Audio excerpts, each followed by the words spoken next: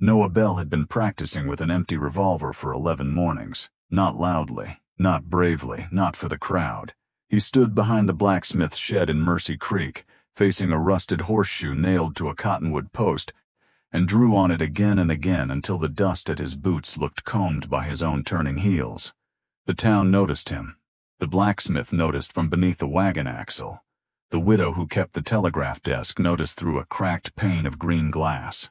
A one-eyed freighter noticed from the shade outside the bathhouse, where he sat every morning pretending not to watch anything. Nobody laughed. Out there, in the summer of 1886, a 19-year-old boy pulling an empty colt at a piece of wood was not strange enough to trouble a town, but the way he did it was. Most young men practiced to draw like they were already hearing applause. They snapped leather, they rolled their shoulders.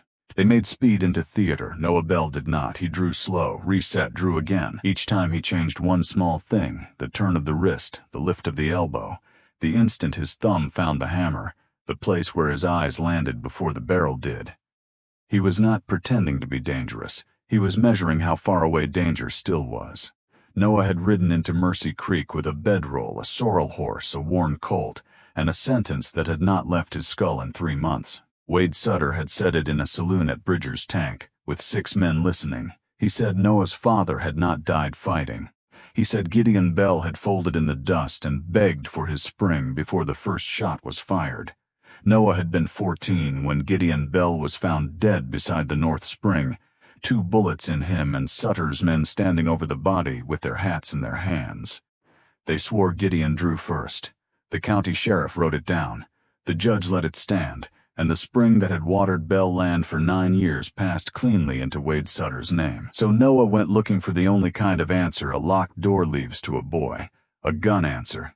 But Sutter had smiled at him in Bridger's Tank and said, "Come back when your name weighs more than your grief." That was why Noah was in Mercy Creek. 3 towns had spoken of Rafe Calder, a rider with a black hat gone gray at the brim, a weather-faded army coat, eyes the color of old river ice, a man who had survived enough gunfights that people stopped calling it luck and started calling it something else.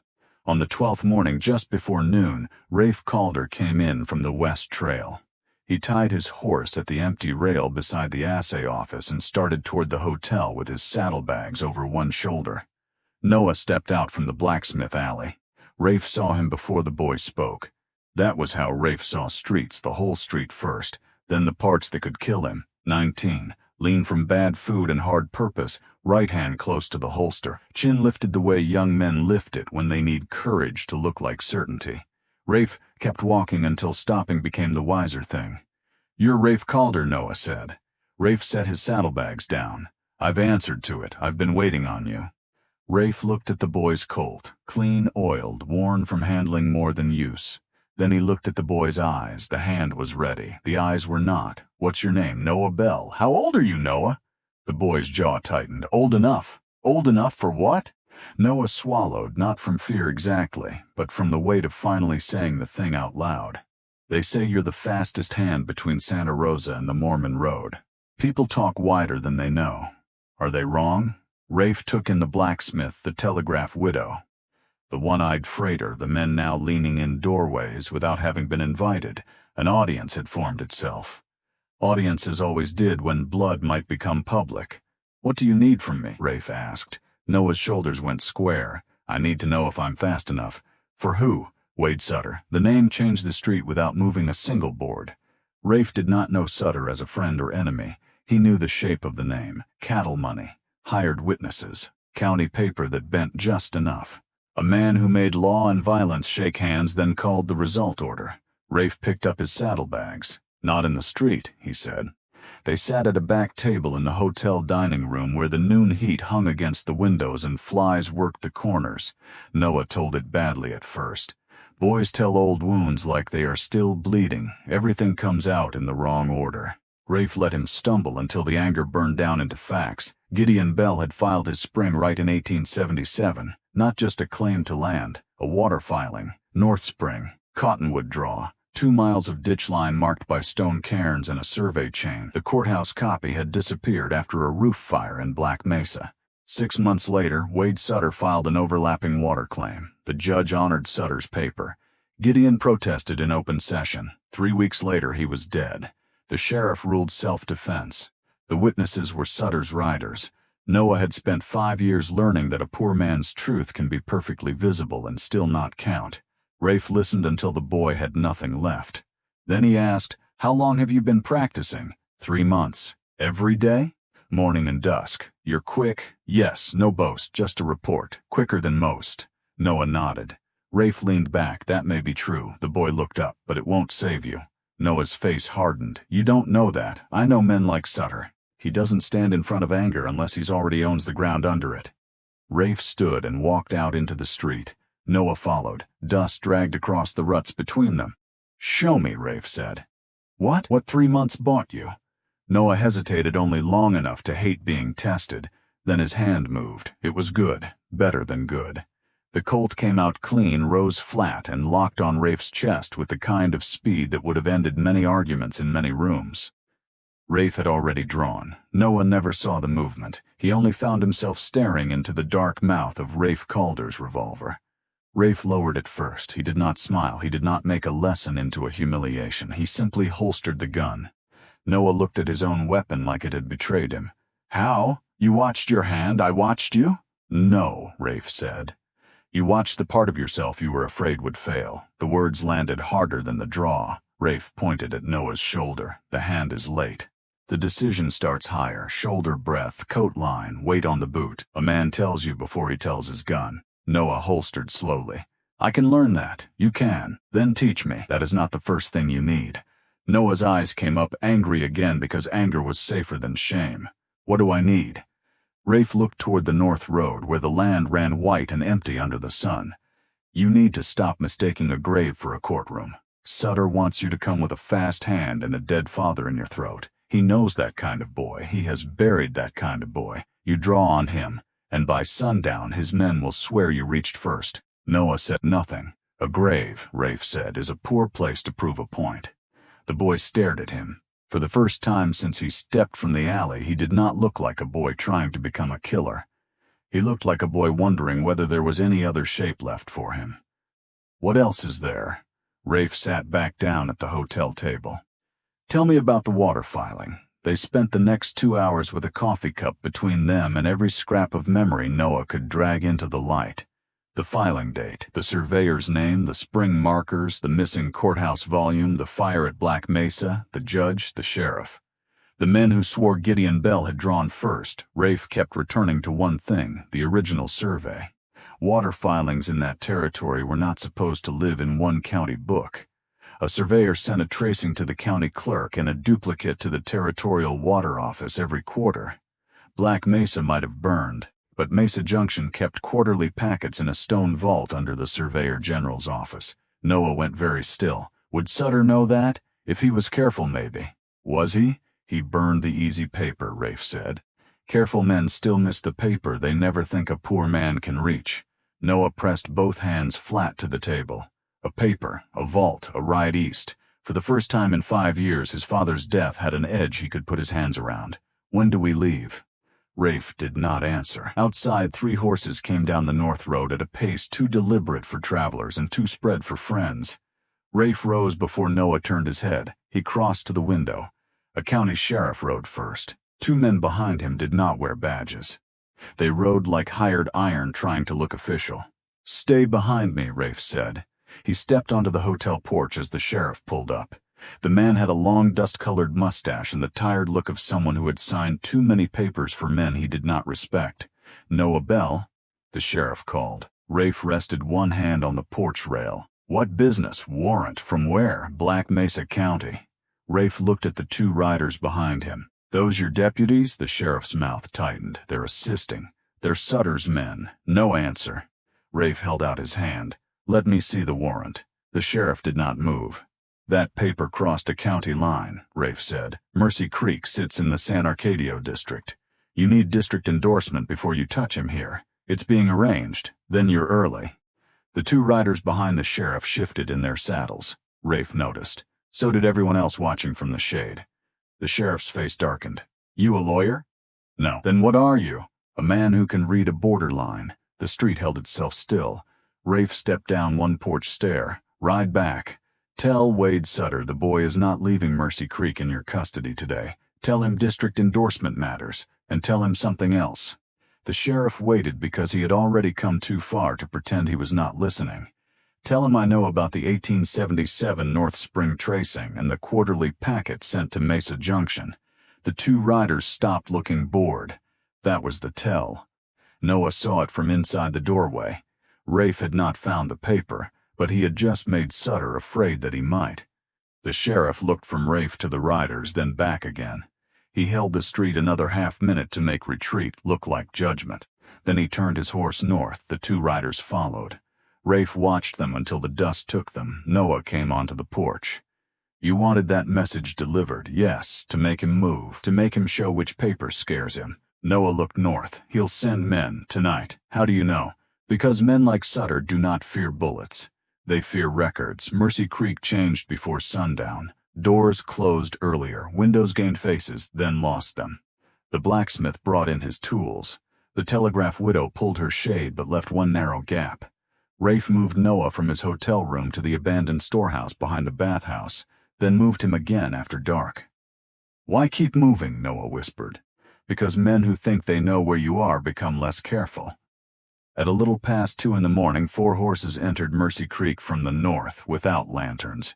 Rafe heard them from the loft above the old freight office. Noah was awake already, boots on, gun belt buckled. How many? 4 Sutters? Enough like his. Rafe crouched near the loft door. They will split. 2 for the hotel, 1 for the alley, 1 watching the horses. They expect a sleeping boy and a hired room. Noah swallowed. What do I do? Move when I move, look where I look, and unless there is no other road left, you do not fire. Noah nodded once. Not bravely, carefully. That was better. They came down the freight office stairs and crossed the back lane under a moon thin enough to hide behind. One rider stood near the hotel kitchen door. Another moved along the alley, checking windows with a short shotgun tucked under his coat. Rafe stepped from behind a rain barrel. His revolver was already level. Hands, he said. The man by the kitchen door froze. Noah came out 2 steps behind Rafe, covering the alley. The shotgun man turned and saw the boy's Colt before he finished seeing the boy. For 1 second, the whole night hung on Noah's trigger finger. The old Noah would have fired to prove he could. This Noah breathed once and held. Rafe saw it. He did not praise it. Praise would have broken the thing while it was still forming. Drop the shotgun, Rafe said. It hit the dirt. The 2 men inside were still upstairs, searching the room Noah had already left. Rafe bound the first 2 with their own saddle ropes and led Noah through the back door. They took the stairs along the wall where the boards complained less. At the top, 2 men were coming out of Noah's empty room. Their hands moved. Rafe spoke before the draw became a fight. There are 2 men tied behind the kitchen because they believed the first bad idea too quickly. The closer man stopped. The second looked past Rafe at Noah. Noah's gun was up, steady, not eager. That mattered. You have the same chance they had, Rafe said. The second man cursed under his breath, but both hands rose. By dawn, 4 Sutter riders were tied in the hotel washroom, and Mercy Creek understood it had become temporary ground. Rafe and Noah rode east before the sun cleared the ridge. They did not speak for the first 8 miles. Then Noah said, I didn't shoot. No, I wanted to. I know, but I didn't. Rafe kept his eyes on the trail. That is the first useful speed you have shown me. Noah looked over. Not the draw? No, the stop. The boy rode with that for a while. The east trail cut through red rock and sage, then dropped into a basin where the heat collected like water in a pan. At noon, Noah practiced his draw without thinking. Once, twice. On the 3rd time, he caught himself and pulled his hand away. Rafe shook his head. Don't throw away a tool because you learned it was not a whole house. I thought you wanted me to stop. I want you to know when a gun is the answer and when it is just noise with smoke behind it. That night they camped below a broken ridge. Noah sat with his father's old leather pouch in his lap. Inside it was nothing useful, a rusted nail, a folded scrap with Gideon's hand on it. A mark Noah had never understood, drawn like 2 lines crossing near a circle. Rafe asked to see it. He turned the scrap toward the fire. That circle could be the spring basin. Noah leaned in, and the crossed lines.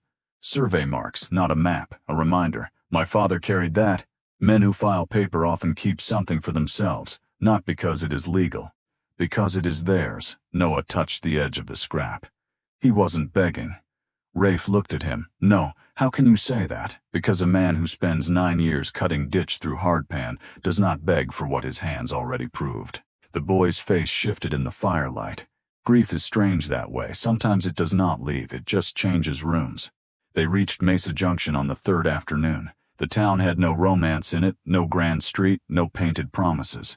Just a stone survey office, a livery, a depot platform, and a wind that carried dust through every crack it could find. The clerk was a narrow man named Pettit, with ink on 3 fingers and the moral stiffness of someone who believed records were not paper but memory with a spine. Rafe gave him the name Gideon Bell, North Spring, Black Mesa County, filed March 18, 1877. Pettit disappeared into the vault. Noah stood at the counter without moving. 5 years of rage had brought him here, and now the whole thing rested on a clerk's footsteps behind a wall. 10 minutes passed, then 15, then 20. Noah's breathing changed. Rafe did not tell him to calm down. There are moments when calm is too much to ask. At 27 minutes, Pettit came back with a blue packet tied in cotton tape. He laid it on the counter. Quarterly water filings. Second quarter, 1877, Black Mesa County. He opened the packet. The tracing was there. North Spring, Cottonwood Draw, Stone Cairn Line, Gideon Bell's mark, surveyor's seal. Received at Mesa Junction on July 2, 1877. Noah put one hand on the counter, not hard, just enough to feel the wood under him. The world had not changed, not yet. Sutter still owned riders. The judge still had friends. The sheriff still knew how to look away. But Gideon Bell's name existed again. That was not everything. It was enough to begin. "We need a certified copy," Rafe said. Pettit nodded. By morning. Noah stayed outside the survey office that night. Rafe found him before dawn sitting on the stone step. The certified tracing folded inside a fresh envelope and held against his chest beneath his coat. "You think Sutter will come himself?" Noah asked. "If the paper reaches the territorial court, he may. Will you be there?" Rafe watched the sky pale above the depot roof. "I will be where I can do some good," Noah almost smiled. "That is not an answer. It is the truest one I have." They sat without speaking as the town slowly remembered itself. A mule brayed. A woman opened the depot door. Somewhere a pump handle began its iron complaint. Noah looked down at the envelope. "I came to Mercy Creek looking for a name. You found one. My father's." Rafe nodded. "That is the better one." The case took 4 months to build, not because truth was weak, because truth still had to pass through offices owned by men who preferred it quiet. The Mesa Junction tracing went first to a territorial advocate in Santa Fe, then to a judge who had not sat at Sutter's table, then to a hearing where Wade Sutter learned that a burned courthouse book was not the same thing as a vanished claim. The old water filing stood. Sutter's later claim was voided. The North Spring returned to Bell Land. On the morning the ruling came down, Wade Sutter sent one rider to the survey office with a message nobody ever wrote into the court record. Noah Bell was standing on the steps. He wore the same Colt. He saw the rider's hand drop near his holster. Noah did not reach. He looked at the man until the man understood that the boy in front of him was no longer trying to earn a reputation. He was guarding a life. The rider turned his horse and left.